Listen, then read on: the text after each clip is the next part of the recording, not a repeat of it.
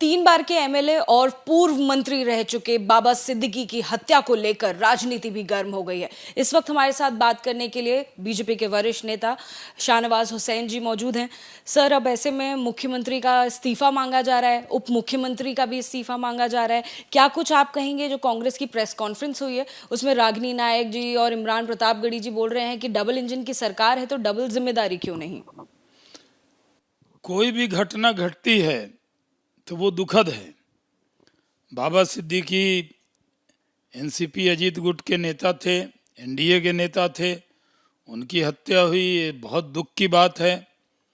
2 shooter तुरंत पकड़े भी गए और 2 की तलाश भी जारी है। कोई बख्शा नहीं जाएगा। शिंदे साहब और फडणवीस जी ने दोनों ने कहा है कि जो अपराधी है और जो उसके पीछे है वो बख्शा नहीं जाएगा। लेकिन कांग्रेस पार्टी घात लगा के बैठी होती है, वो मौत पर सियासत कर रही है। बाबा सिद्दीकी कांग्रेस में भी रहे, कम से कम कांग्रेस को बाज आना चाहिए। जब 2 हत्यारे पकड़े गए तो अब बयान दे रहे हैं कि कहाँ डबल इंजन, डबल हत्यारे तो 2 पकड़े गए। अगर नहीं पकड़े जाते तो वो और सवाल उठाते और इसके पीछे मकसद क्या है वो भी पता किया जाएगा।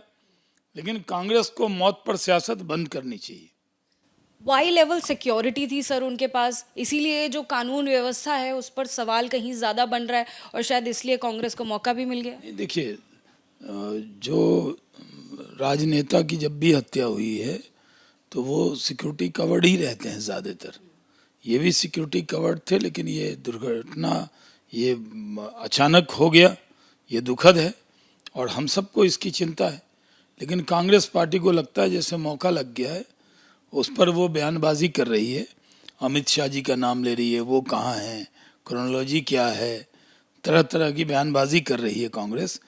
अमित शाह जी यानी गृह मंत्री कहाँ सो रहे थे, कोट करके बोल रही हूँ, ये बोला गया है प्रेस कॉन्फ्रेंस में। हाँ, वो वही बोलेंगे। वो लोग तो अगर अमित शाह जी का नाम न लें तो खाना नहीं पचता कांग्रेसियों को, तो वो तो हर चीज़ में नाम लेंगे।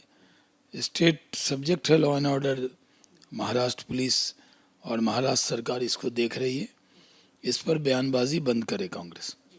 एक और रिएक्शन मैं आपसे लेना चाहूँगी इसके इतर, वो ये कि मध्य प्रदेश के मुख्यमंत्री मोहन यादव जी वो एक सभा में कह रहे थे कि इसलिए हरियाणा हारी क्योंकि अब भी कुछ ऐसे लोग हैं जिनकी आंखों में राम मंदिर खटकता है और हरियाणा ने उसका जवाब दिया। लगता है सर आपको भी, आप सहमत हैं मोहन यादव जी की बात से? देखिए, कांग्रेस के हारने के एक कारण ये भी होंगे, लेकिन हारने के का सबसे बड़ा कारण तो राहुल गांधी।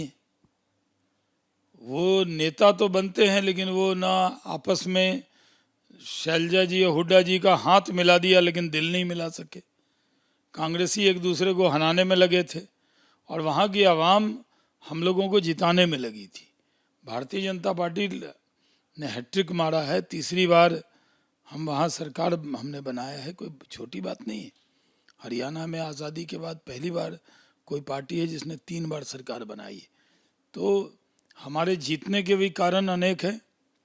मोदी जी का नाम, हरियाणा सरकार का काम और कांग्रेस के हारने के भी अनेक कारण। महाराष्ट्र में भी क्योंकि चुनाव होने वाले हैं, इस तरह की जो घटना सामने आई है, जो हत्याकांड हुआ है, उसने कहीं ना कहीं विपक्ष को मौका दे दिया है चुनाव में सामने की पिच पर आकर खेलने का। हरियाणा की हार से एकदम बिल में दुबके हुए थे कांग्रेसी। अभी जो बाबा सिद्दीकी की हत्या हुई, इससे वो प्रेस में आए, बातचीत कर रहे हैं और उनको लगता है कि जो हरियाणा के हार के डिप्रेशन से बाहर आने की कोई दवा मिल गई हो उनको। तो इसलिए मेरा उनसे रिक्वेस्ट है कि आप इस पर राजनीति बंद करें और महाराष्ट्र में भी बुरी तरीके से कांग्रेस और शिवसेना उद्धव ठाकरे गुट और एनसीपी पवार साहब का गुट बुरी तरीके से हारेगा, वहाँ भी हमारे गठबंधन जीतेगा।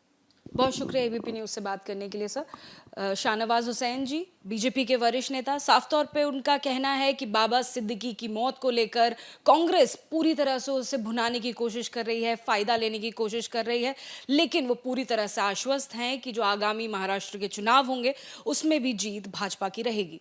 कैमरामैन सीके सिंह के साथ अजातिका सिंह, एबीपी न्यूज, दिल्ली।